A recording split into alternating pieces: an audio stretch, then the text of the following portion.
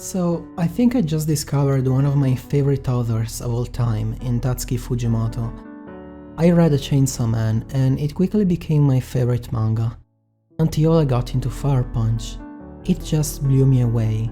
What struck me the most is the vast amount of themes this manga encapsulates. Also, I do believe, and you can quote me on this, that Fujimoto will eventually win the Nobel Prize for Literature. Yes, I'm that much of a simp for him. But why do I believe so? Because I simply want to. I'll make that guess, that imagination my reality. And this brings us to one of the main themes of Fire Punch, which is religion and belief. Though I can't talk about one theme without relating it to the others because everything is strictly connected. One is the cause and in the meantime also consequence of the rest. Fire Punch is set in a dystopian world, and this is clearly stated in the very first page where it's established that the world is victim to snow, famine and madness. The realistic product of such a situation is the rediscovery of religion by humanity, on the one hand to offer itself a hope of salvation, on the other hand to manipulate the masses. To elaborate on the first purpose, it's scientific that despair has contribution to bringing people closer to religion because what it grants is usually an extraterrestrial peace, unobtainable by concrete and immediate means. So it helps to give hope to irremediable cases, and I know I'm making a strong assumption here, but look at our current world. Surely religion is practiced not just by poor people, but also by those who may have everything. Though I do believe the sentiment for God or gods is way stronger among those who find themselves in harsh living conditions, because religion is also a tool to grant oneself a positive escape at the conclusion of a tough reality. So it wouldn't be any surprise if there were more less religious people in wealthy countries than in poor ones. In short, in such a context, religion is the opium of people in the sad existence of man, condemned to suffer. But religion is also a mean to manipulate masses in Fire Punch. What would the world rather believe or want to believe in? That it has entered a new ice age, probably everlasting, or that eventually a warm heaven will welcome everyone above, that the Ice Witch, sworn enemy of the king of Behemdolg, is the reason for everything. People wouldn't see any hope out of the first answer, and this is why so many cultivated their love for the flames of mercy, an idiom very often encountered in Behemdolg's speeches, referring to their god which represents the essence of this belief. The so auspicated warm mercy by a superior being in a frozen world. One of the very convenient commandments of this god is the use it bestows on the so-called blessed ones, and so to serve those less fortunate and provide electricity, iron, and so on to the entire town, at the cost of their lives, no matter the agonizing and dehumanizing pain, because they will eventually reach the gates of a warm heaven.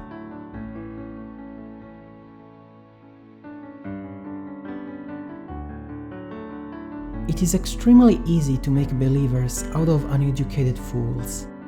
In fact, it isn't only despair to give fuel to lies, making the line between these and reality evanescent, but also lack of righteous education. After many years, when Agni finally manages to meet his enemy again, Doma asks if it really was him to kill Luna, without giving a proper explanation on his question. Well, the reason is that it was him, but not the same him. It was the brainwashed Doma with the wrong education to commit the murder. It was the ignorant Doma who had believed in Judah being able to hear the voice of the king.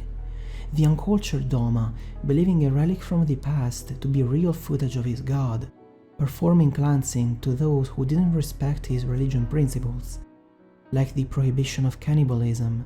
And Doma is just a single example. Even Agni, he believed without questioning it that the afterlife was a cinema, as Tagada told him, Pretty laughable by our standards of thought, education. But what about Agnes? First of all, he doesn't even exactly know what a cinema is, and indeed, mundane plays, allow me to say. And even if he knew, he would still probably believe him for two reasons. One, he lacks education, which incapacitates him from being critical on certain matters and so to question things and dive deeper from the surface. Two, he is so desperate he would rather believe, and he does so also unconsciously, that Luna is in a better place, even if unknown, even if that answer was made up on the spot. Despair, religion, and education are so strictly connected that they cannot be considered singularly, as said before. So, lack of education, or rather a doctrine teaching wrong to ignorant and desperate masses, will have Behemdolg as product. A society whose common sense allows it to be structured in a way that sees right the division in classes between blessed ones and normal people, between men and women, subjecting them to an uncountable disparity. People need education to see past what they already know. This explains why when Behemdolg falls, Agnism rises. Humanity is running in circles, unable to break the loop in which it is stuck, jumping from one religion to another, different in name but colored the same. Bit by bit the world is reverted back, and a new Behemdolg is built. Sun claims he can hear the voice of Agni-sama, giving him orders, just like Judah, shaping his society however he pleases through made-up scripts. The only difference here is that he truly worships his god, to the extremes of irrational fanatism. The new god is still someone related to flames, but he now possesses a name, Agni-sama, the deity who broke his believers out of their slavery, considered devil instead to those who saw their higher status dismantled. The new enemy is another ice witch, the liar Judah herself, thief of Agni and the world's flames. The old scheme is perfectly replicated. Have an enemy opposed to a god and a messiah. Anyone who happens to have doubts or disagree is eliminated. The fact is that people believe in what they want, in the way they want. They see things because they want to. Sun was saved multiple times by Agni, and he saw in those occasions miracles, but they were pure, casual coincidences, and in fact he died because he needed Agni to save him, which he wasn't. Or again, Agni descending from the sky, or even being enveloped in flames. These all had rational explanations, but people saw what their minds told them. Fire Punch is also about identity. I'll briefly touch on this because I have partially covered it in another video. Agni lived his life in constant physical and most of all mental pain, hit by brutal tragedies which all tempted him to give in to suiciding, to finally have relief. But that was clearly not the escape he was wished for by the people that truly loved him. Depression has an end. I feel like I can really talk on this topic. Overcoming the pain seems impossible, but it isn't. Living another day is a victory, no matter how hard it is. What doesn't kill you only makes you stronger and gives you sensitivity other people cannot possess. Life is too valuable to be thrown away, and I know it is easy to say, but I've been there, and now I'm here. Agni tried to kill himself several times, but the word leave always reminded him not to, that he had to keep struggling because eventually he would see the light out of the tunnel. And he did, millions of years later. It is important to have a goal to work toward in this life, to have fuel to keep going. Missteps can and will happen. What matters is how we react. Agni had Luna, then he lost her. After he had his hatred for Doma, which helped him lessen his pain. Then he had Togata, an older sister, and then he had Judah. He deceived himself and lived different identities such as brother, Agni-sama, main character, Fire Punch, son. He made mistakes because of his wrong education, but he still always had a goal which allowed him to step forward. I think this is tied to the theme of forgiveness. If only Agni had let go of his hatred, he wouldn't have erased so many lives. Hate only generates more hate. Humanity still has to mature and learn to forgive what can be forgiven. It's no easy task, and justice more often than not is just a mere abstract principle instead of a reality. But we really need to do better. Killing Doma solved nothing. Agni accomplished his goal, which was a terrible doing that left him even emptier. He took the precious lives of a family, and most of all, he didn't get Luna back. Doma's regret would have persecuted him for his entire life. That was enough a punishment. He was also agreeing to repay Agni in any mean which wasn't his life, but things turned out in a different way. I'm making a most objective discussion here.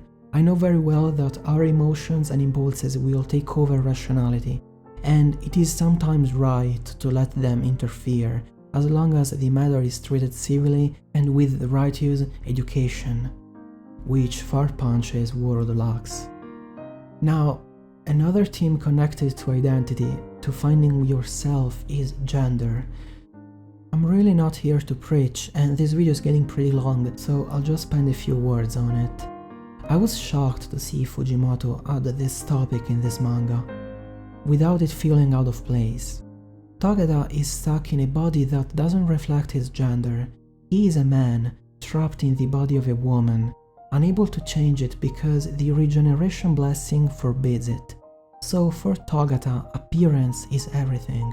Even the reason Agni is believed to be a god is only for his exterior looks, according to Togata. They are the same, both judged from the outside, and with a body they hate. I know biologically it may not make sense, but I had the fortune to meet a guy born in the body of a woman. His name was Angel. He opened my eyes to a topic I would have otherwise found absurd. As long as they don't hurt anyone, let people be free. Our mind is so complex that we don't have to understand every mechanism. Let people love. Let people be themselves.